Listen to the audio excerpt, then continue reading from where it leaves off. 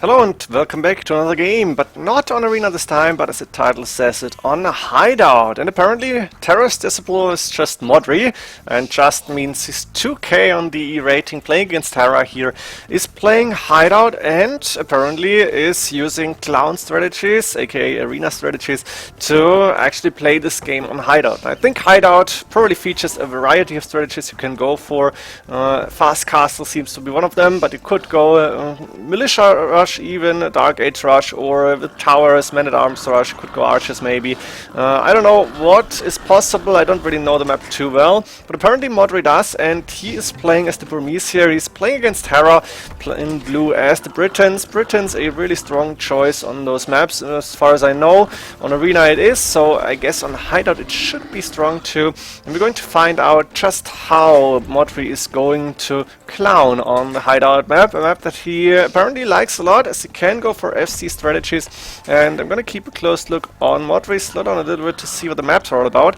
And actually Modri has the stone to the back, which is nice. The other stone forward, 2 golds forward, not too good for him, so if he's getting rushed then he might be in trouble. Extra golden stone on the left hand side of the map. Then we have a few relics spread around. Actually, Modri has an advantage with the relics, I think. And Hera got a gold here, quite far away. Is that an extra gold? I guess so. So it's very close to him. Hill in front of his base, the 2 golds on the right-hand side, which is the forward side, I guess. Stone forward, any other stone outside, and another stone here, 3-tile stone.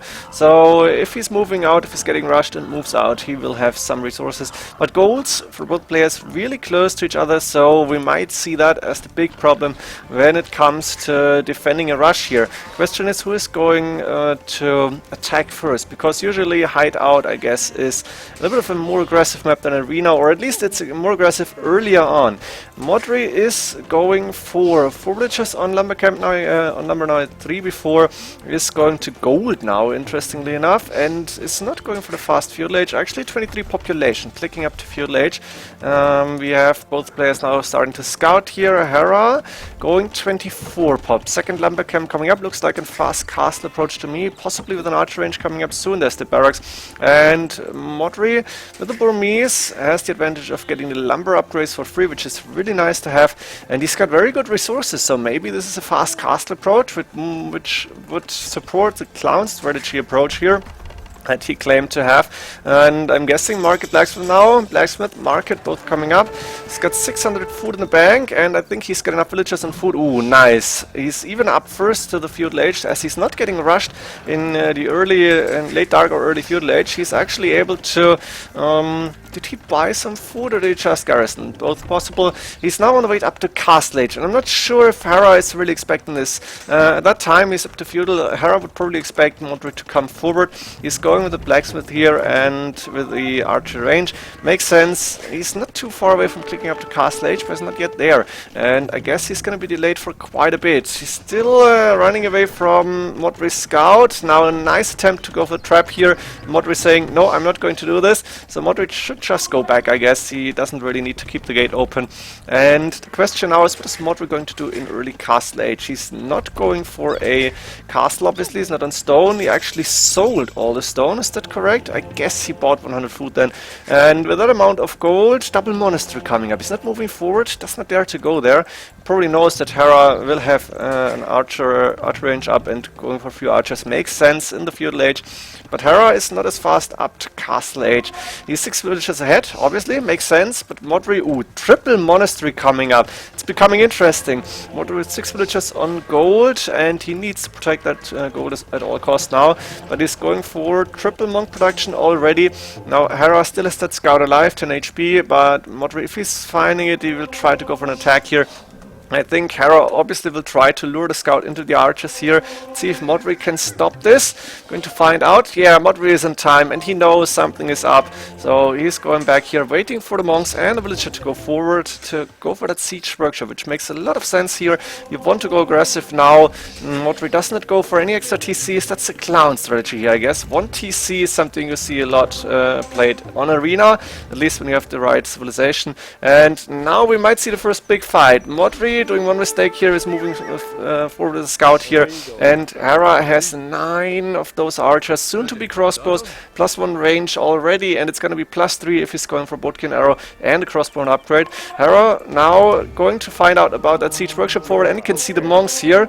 Villager getting attacked by a wolf is not a big problem. Sanctity is done for Modri, which is very important to see. You want to have the 45 HP, at least something to be able to fight against those archers, if you can call it fighting. And with the mangonel coming forward, Modri is the one who is pushing Hera away now. Hera obviously waiting for the crossbowman and Bodkin arrow upgrade, as well as Bosa, so is going for the important eco upgrades as well, which you always want to go for. Now is engaging as the crossbowmen have reached 7 range. There's 1-2 conversions, the mangonel still alive, but the crossbowmen have the high ground, and Modri I think lost only 1 monk, but he's gonna lose the other one here as well.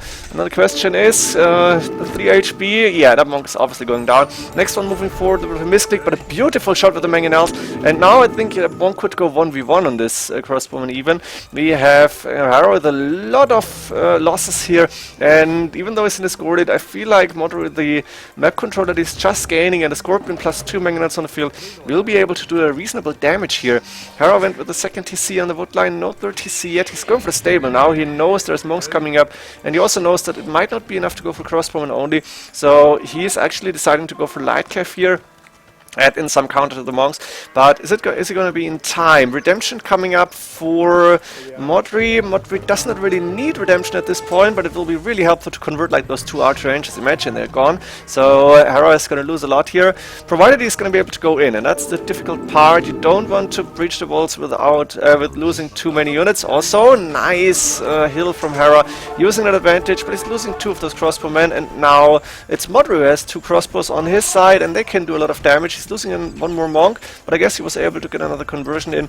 Now he only needs to go through. We have the scout still alive, 5 HP, and that scout could be really annoying. Modri lost his scout, so 1 scout is enough to kill a mangonel if it's not protected. Finally, Palisade Gate is under heavy attack. Actually, it's going down quite fast here, obviously only 400 HP, and it's not a stone gate, so Hera needs to produce units fast. He's got 2 scouts, he's got 2 TCs which are running, he's still producing crossbowmen, but military wise Modri is ahead, and Hera allowed him to go for the fast castle, 23 +2 population. He's now with 8 plus, ooh, a lot, 8 + 8 villagers on gold, not producing monks, no, actually from 1 monastery, and I guess still mangonels or scorpions, but at this point, yeah, that's the scout that I was talking about. Crossbowman needs to move back to try and protect this at the same time. Gate is going down, yeah, crossbowman going forward. Scout going down to that converted crossbowman, that's so much value here. You are not going to lose the mangonel that easy, it's gonna go down fast here, even against the crossbowman. You don't really want to take that engagement, and they have 8 range against only 7 from the mangonels. Now Modri is trying to go for a few conversions again, but not happening. 1 monk going down for nothing here. The mangonels though moving forward, and now the archer ranges. Wow, they're going down fast. What is happening here? Probably was on low HP before, and I just didn't see it. He scouts from Modri, from Hera moving around, now trying to get a good attack position on the monks, but I think Modri maybe even saw them. Scouts moving around. There's a barrack now coming up forward. Makes a lot of sense here for Modri. He's with 6 farms, only 6, 7 farms, it's 7, and a lot of villagers on wood and gold, a few in stone now even. How about those resources? 300 stone in the bank. Very important to see that Modri might want to go for a castle. Ooh, the scouts now finding some victims. Can the monks get a conversion? That's 1 conversion, but those villagers are not really safe, and the scorpion is going down as well.